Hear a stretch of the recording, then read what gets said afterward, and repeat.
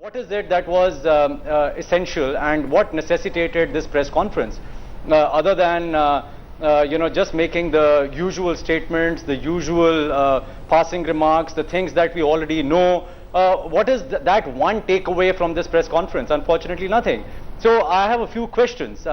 Why is it that this press conference was held? Yeah. What is it that prompted it to take place? Why? What is the takeaway for the people of India from this press conference? To say that I am an honest person, you are blowing your own trumpet. Ask anybody else outside, and you will be shocked to hear from the majority of the Indians that you presided over one of the most corrupt cabinets ever.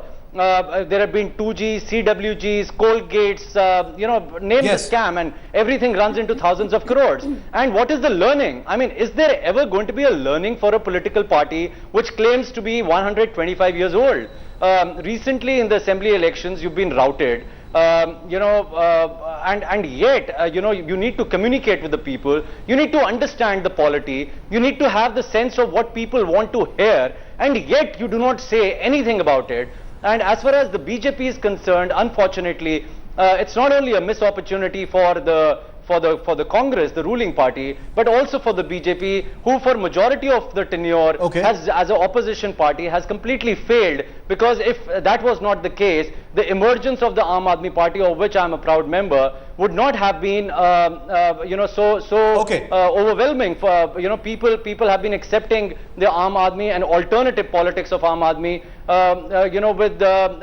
with a bated breath. And it's incredible that both the national parties keep on pointing at each other, and yet it is only about personalities, Modi versus Rahul or Modi versus Manmohan Singh, and the duality, the dual centers that were created, the triple center that is prevalent even today in our democracy. Nobody has been able to really drive the point further.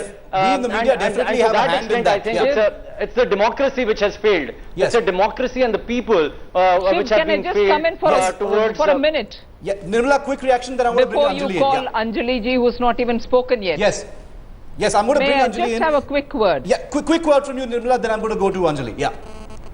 Only very quickly to remind Rahul Mehra that, many things that he said about the press conference related matters are the subject of today's discussion. But the eagerness with which he jumps onto the BJP saying they've failed and everything else, I'm tempted to add, if you're really finding Congress party so corrupt and everything, why do you have to be in power with their support today? You call them chore. Okay. Please. Opposition party, what the BJP does, we will keep going. Irrespective of who reminds us, who doesn't. Rahul, before you respond, let's not hear lecture from Aam Aadmi Party, who's told us today fair question, as to who they are sitting with. Issue. I want to bring Anjali in. Anjali, part of the problem.